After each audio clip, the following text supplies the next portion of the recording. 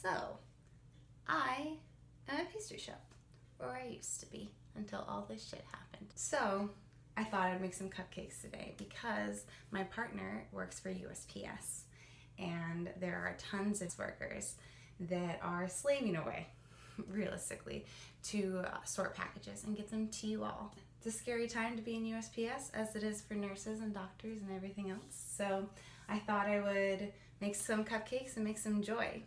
I also don't have a vanilla cupcake recipe I really like, so I thought now would be a good time to try out some vanilla cupcake recipes. So the one I'm trying today is a book I got when I was studying abroad in Spain. I think she's kind of famous, but I bought it like this book fair and I've never used this book, so I thought now's a great time. So we're doing the vainilla recipe, and the scariest part was it said we needed levadura, and when you look up levadura, that just means yeast. So I had to specifically dive deep. I assumed it was baking powder, just because that's a normal thing in cupcakes, but it is in fact baking powder. She said the brand of levadura, and that's how I found out. Yeah, we'll see how this goes. There's a lot of eggs for 12 cupcakes, but maybe that's the problem I've had before this. I haven't been using enough eggs in vanilla cupcakes. So, come join me on this journey. We'll do it together, but not because I'm alone here. I've already washed my hands. My hair is up. I've sanitized this area. Yeah, we'll see how this goes. I forgot to pull out the butter too. It's like a rookie mistake. So the butter's cold. It's gonna take longer to heat up. This is so weird working with like home butter instead of like a pound block of butter is what I'm used to. But I'm just cutting the butter into smaller sections so it will cream faster. Another tip I would say is to get a scale. If you're a home baker and you want to like up your game and make your life 100% easier, get a scale and then find recipes that are in grams or convert the recipe into grams. There are converting charts all over the internet. At this point I've memorized things that a cup of flour is 130 to 140 grams and a pound of butter is 450, so a half pound is 225. Grams are so precise that you can get a little iffy with them usually, and they're still okay, but you're still gonna have a more precise baked good at the end of the day because you are scaling out in grams and not hoping your scoop is good enough of your cup measurement or your teaspoon measurement. So I would get a scale. It makes things just so much faster. I can't believe I'm using a paring knife to cut butter right now. Okay. And here we are. This is the life. Syrup. We need sugar. Sugar, sugar, do. How's everyone else's quarantine going?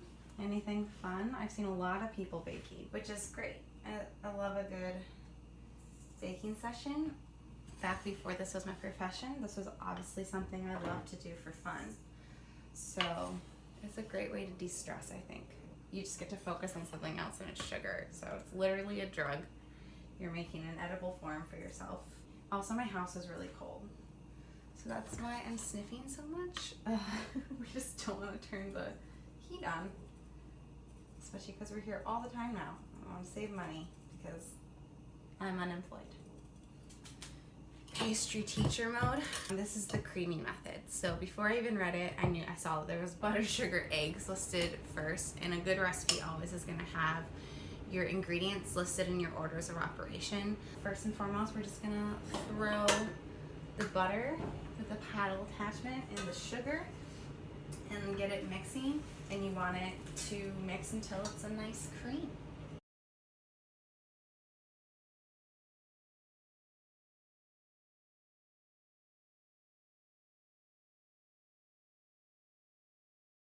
So the butter's cream now, and I broke all my eggs into a glass. My mama taught me this, but I like to do it anyway in professional baking, to always crack all your eggs separately in something that's easy to see if you've accidentally put eggshells in it, because even when you do this, you can still get eggshells in things. I have found eggshells in brownies. Eggshells happen, but I would just always measure it out in something separate. Two things you want to do after your butter's creamed: scrape to the bottom and make sure all your butter is up from the bottom, because a lot of times in the paddle and at the bottom, the butter or anything you're mixing doesn't get fully incorporated and it stays chunky, and then you're gonna get chunks of butter, and you don't want that. A lot of times I see this with cream cheese, especially like if you're making cheesecake or cream cheese frosting or frosting in general. People don't scrape the paddle enough and you get these giant chunks of cheese.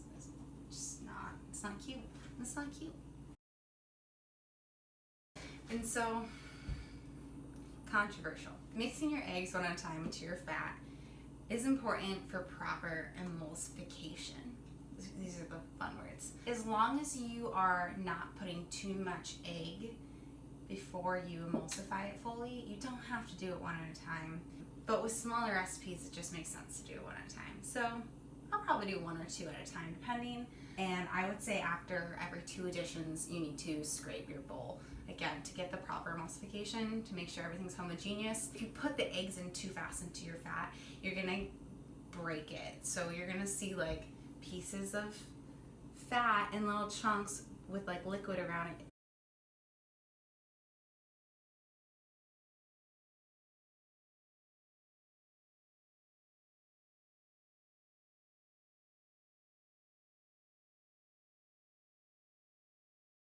So after your last egg addition, you still want to scrape down the entire bowl. Make sure you don't miss anything. Homogeneous is the word you're always looking for in baking. Sometimes it'll say like mix till just combine, and that means when it's like almost fully homogeneous. Homogeneous. I can't decide how to say the word. I like homogeneous better. Some people like homogeneous better. I think the homogeneous is the right word. I remember looking this up recently, but maybe I'm wrong. Who knows?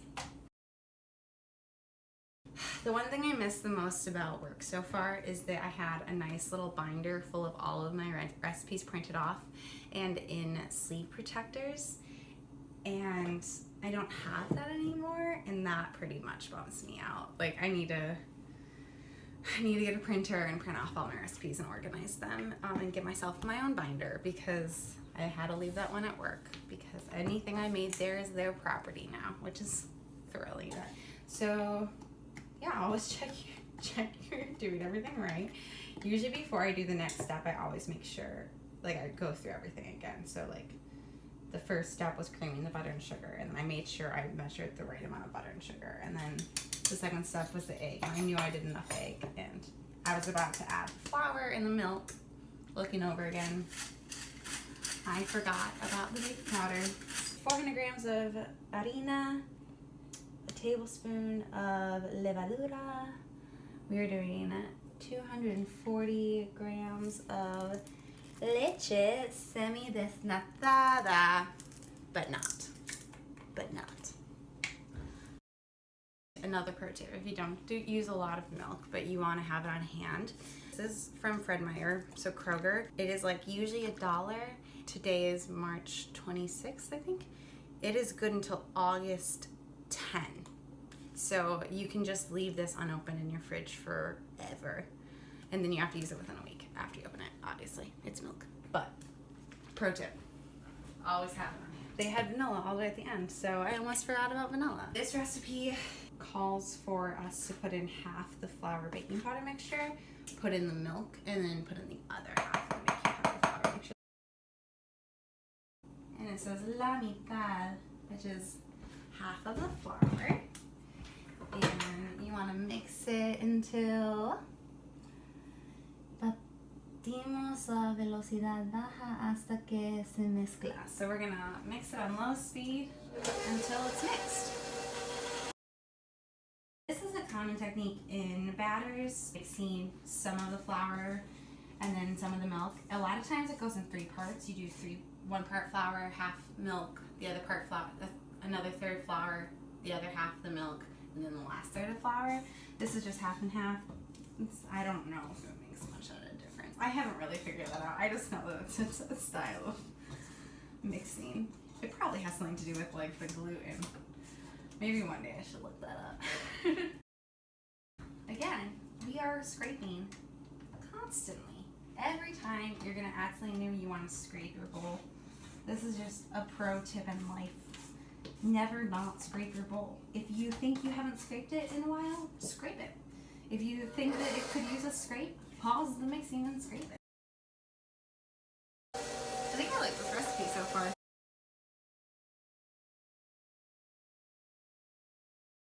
This is fun. Good, I haven't baked in 2 weeks. So, I was worried about this. I usually hate home baking. I will hate this later when I have to clean it up. But I usually hate home baking because I don't have all the things I'm used to, and the luxuries really, that make everything so much easier at work. I'm making these funfetti because we need some joy in our lives, and there's nothing more joyful than funfetti cupcakes. Just realistically. Oh shit, just got sprinkles everywhere. I maybe should measure this, you know? Especially when you're making up new recipes. It's always good to keep track of what you do. Sprinkles bleed once they hit liquid. They're just sugar with food coloring. I'm sure you know that. I just thought I'd tell you. Don't mix it until you're absolutely ready to scoop it. I guess one of the funny things about me hating home baking, because I don't have all the utensils, is I actually make sure I have most of the utensils. I have a killer mixer.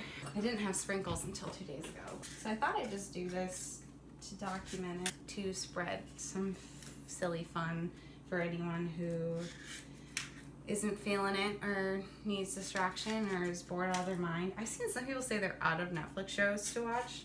I'm sorry. You're not. You're really not. There's a plethora. Or, the people who are like, I've like finished all these things to do, and then all of a sudden it's only noon and I don't know anything else to do with my life. I'm like, excuse me? I swear it's like 9 p.m. and I'm like, wow, I haven't done anything today but do some dishes. Mix the sprinkles in just a little.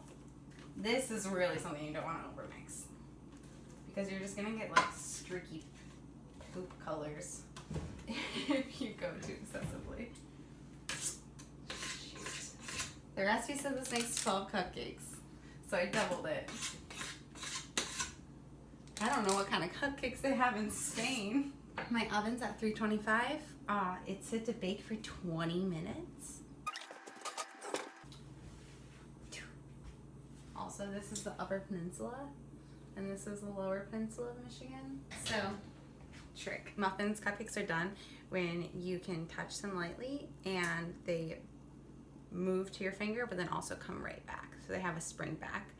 I say these are done. I really hope these turn out okay. Cool, so powdered sugar is one of those things you always want to sift. Unless you have a brand new bag of powdered sugar that isn't clumping at all. It's not worth the risk. It's not worth the clumps. It's not worth it. Powdered sugar and cocoa powder are also one of the 2 things that no matter how much you try, you will get covered in it. Okay, I'm not gonna lie, I just forgot to film all of that. I creamed the butter and the cream cheese together. It's basically half and half of each.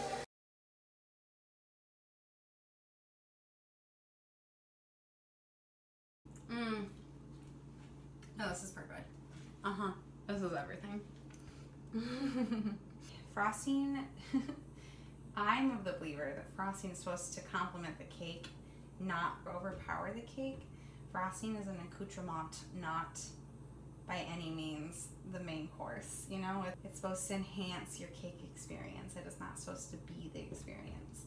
Now, I know some people want frosting to be their experience. I get it, but you're wrong.